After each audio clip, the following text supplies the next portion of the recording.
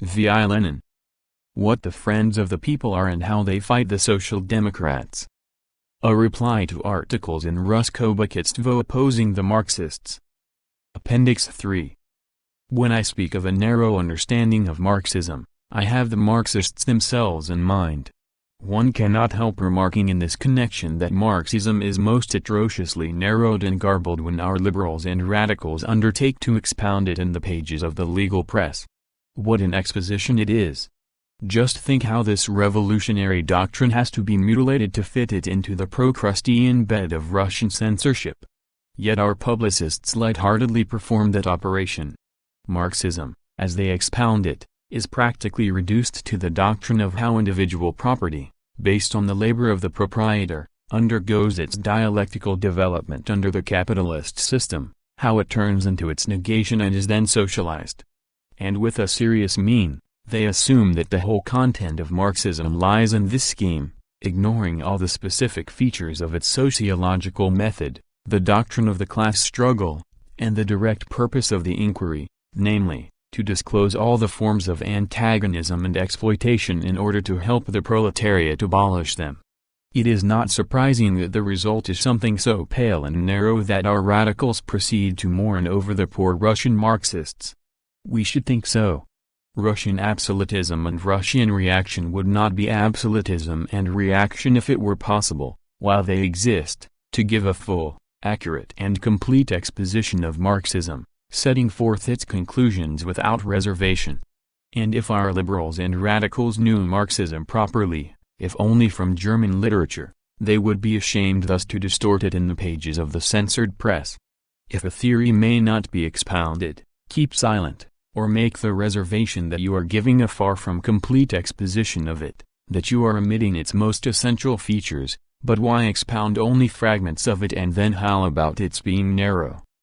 That, indeed, is the only explanation of the absurdity, possible only in Russia, that people are regarded as Marxists who have no idea of the class struggle, of the antagonism necessarily inherent in capitalist society, and of the development of this antagonism. People who have no notion of the revolutionary role of the proletariat, even people who come out with purely bourgeois projects, provided they contain such catchwords as money economy, its necessity, and similar expressions, which require all the intellectual profundity of a Mr. Mikhailovsky to be regarded as specifically Marxist. Marx, on the other hand, considered the whole value of his theory to lie in the fact that it is in its essence critical, see footnote 1. And revolutionary.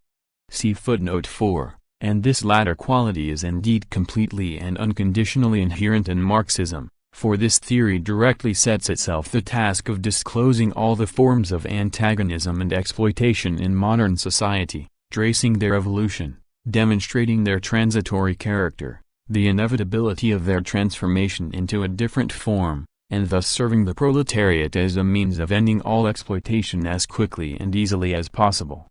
The irresistible attraction of this theory, which draws to itself the socialists of all countries, lies precisely in the fact that it combines the quality of being strictly and supremely scientific, being the last word in social science, with that of being revolutionary. It does not combine them accidentally, and not only because the founder of the doctrine combined in his own person the qualities of a scientist and a revolutionary, but does so intrinsically and inseparably. Is it not a fact that the task of theory, the aim of science, is here defined as assistance for the oppressed class in its actual economic struggle? We do not say to the world, cease struggling, your whole struggle is senseless. All we do is to provide it with a true slogan of struggle. See footnote 5. Hence, the direct task of science, according to Marx, is to provide a true slogan of struggle, that is, to be able to present this struggle objectively as the product of a definite system of production relations, to be able to understand the necessity of this struggle, its content, course and conditions of development. It is impossible to provide a slogan of struggle unless we study every separate form of the struggle minutely, unless we trace every stage of the struggle during the transition from one form to another, so that we can define the situation at any given moment, without losing sight of the general character of the struggle and its general aim, namely, the complete and final abolition of all exploitation and all oppression. Try to compare with Marxist critical and revolutionary theory the colorless trash which our well-known N. K. in his criticism, expounded and which he then did battle with, and you will be astonished that there can really be people who regard themselves as ideologists of the working people, and confine themselves to that worn-out coin into which our publicists transform the Marxist theory by obliterating everything that is vital in it. Try to compare with the demands of this theory our Narodnik literature, which, after all, is also prompted by the desire to be the ideological spokesman of the working people, a literature devoted to the history and to the present state of our economic system in general and of the peasantry in particular, and you will be astonished that socialists could be satisfied with a theory that confines itself to studying and describing distress and to moralizing over it. Serfdom is depicted not as a definite form of economic organization which gave rise to such and such exploitation, such and such antagonistic classes, certain political, legal and other systems, but simply as abuses by the landlords and injustice to the peasants. The peasant reform is depicted not as a clash of definite economic forms and of definite economic classes, but as a measure taken by the authorities, who chose a wrong path by mistake, despite their very best intentions. Post-reform Russia is depicted as a deviation from the true path, accompanied by the distress of the working people and not as a definite system of antagonistic relations of production with a certain development. Now, however, there can be no doubt that this theory is discredited, and the sooner Russian socialists realize that with the present level of knowledge there can be no revolutionary theory apart from Marxism, the sooner they devote all their efforts to applying this theory to Russia, theoretically and practically, the surer and quicker will be the success of revolutionary work.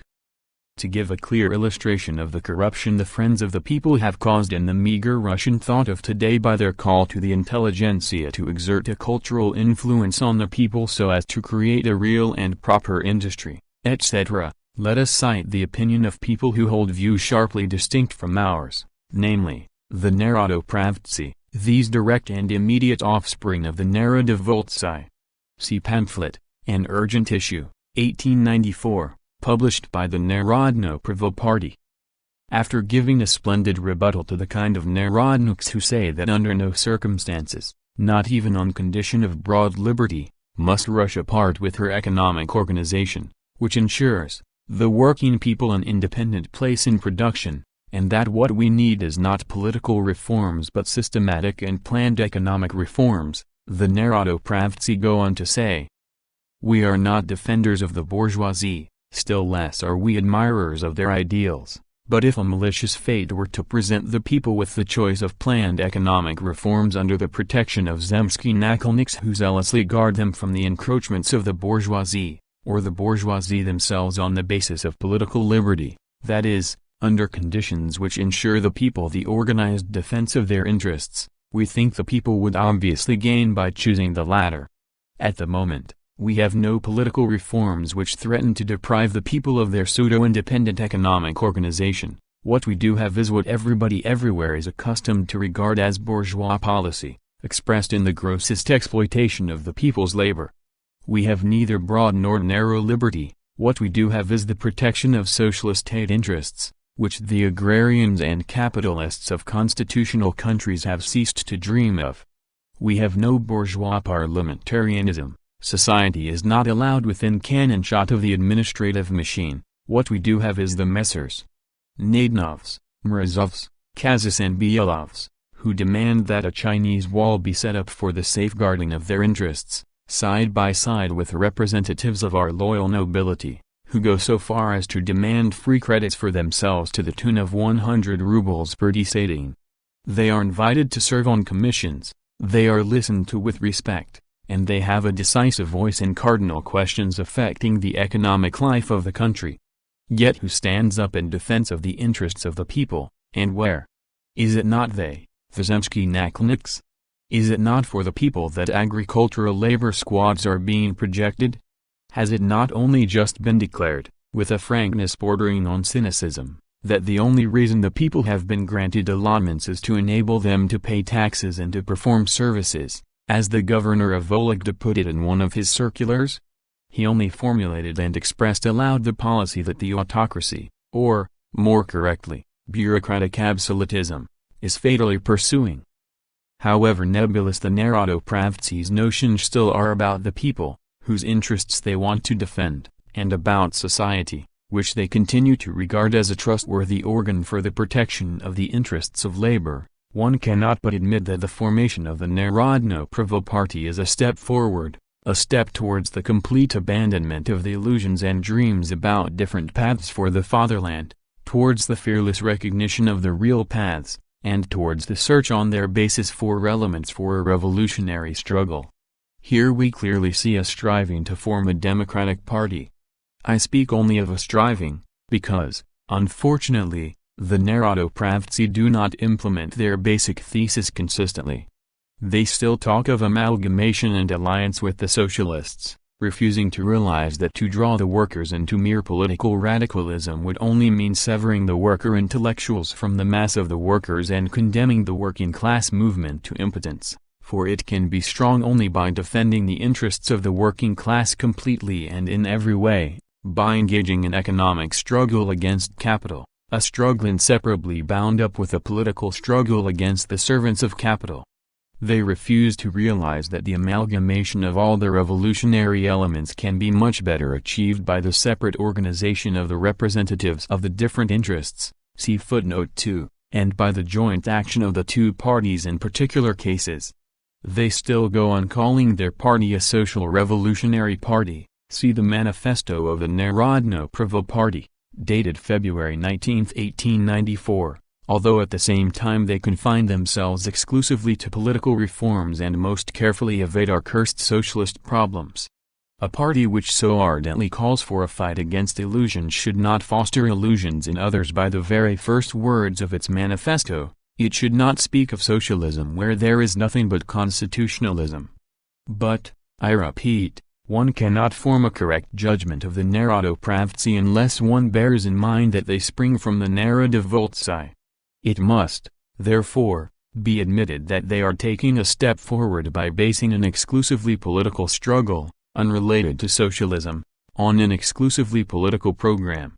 The Social Democrats wholeheartedly wish the Narodopravtsi success, wish that their party may grow and develop, that they may form closer ties with those social elements which take their stand by the present economic system, see footnote 3. And whose everyday interests really are most intimately bound up with democracy. The conciliatory, cowardly, sentimental and dreamy narratism of the Friends of the People will not stand up long when attacked from both sides, by the political radicals for being capable of expressing confidence in the bureaucracy and for not realizing the absolute necessity of political struggle, and by the Social Democrats, for attempting to represent themselves almost as socialists, although they have not the slightest relation to socialism and not the slightest inkling of the causes of the oppression of the working people or of the character of the class struggle now in progress. Notes 1. Note that Marx is speaking here of materialist criticism, which alone he regards as scientific, that is, criticism which compares the political, legal, social, conventional and other facts, with economics, with the system of production relations, with the interests of the classes that inevitably take shape on the basis of all the antagonistic social relations. That Russian social relations are antagonistic can hardly be doubted. But nobody has yet tried to take them as a basis for such criticism. Lenin's note. 2. They themselves protest against faith in the miracle working powers of the intelligentsia. They themselves talk of the need to draw the people themselves into the struggle. But this requires that the struggle be bound up with definite everyday interests and, consequently, that a distinction be made between the different interests, and that they be drawn separately into the struggle. But if these separate interests are obscured by bare political demands that only the intelligentsia understand, will this not mean again turning back, again confining everything to the struggle of the intelligentsia alone, whose impotence has only just been admitted? Lenin's note. 3. I.e., the capitalist system, and not by the necessary rejection of this system and the waging of a ruthless struggle against it. Lenin's note. 4. See afterward to the second edition of Volume 1 of Marx's Capital, K. Marx, Capital, Volume 1, Moscow, 1959, page 20. 5. Lenin quotes from Marx's letter to Rouge, dated September 1843. Fuller quotations from this letter will be found on pages 184–85 of this volume. End of Appendix 3. End of What the Friends of the People Are and How They Fight the Social Democrats, by V. I. Lenin.